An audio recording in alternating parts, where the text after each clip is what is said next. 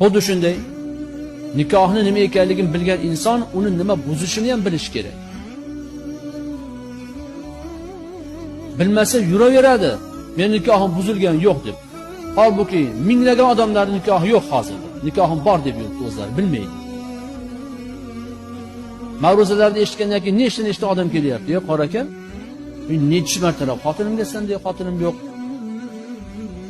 Yo'qolbetdan ko'zimni ko'rmadi, haydagan ekanman. Bir ma'ruza eshitib qoldim, bu sanday xotinim yo'q. Ko'zimni ko'rmasa taloq tushar ekan. Men necha marta shunaqa deb yuborganman" deydi. Ko'ryapsizmi? Ma'rifat yo'q bo'lganligi uchun necha yildan beri xotini bilan zino qilib yuribdi. Sanday xotinim yo'q, haydab yurdim degan. Taloq tushib bo'lgan. Necha yildan beri yashayapti. Bola chaqar bo'lib ketgan undan keyin.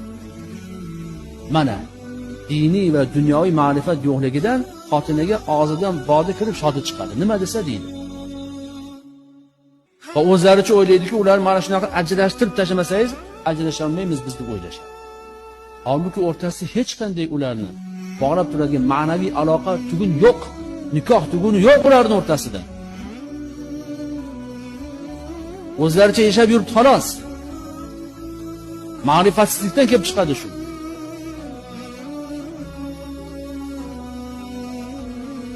O'qish kerak, o'rganish kerak.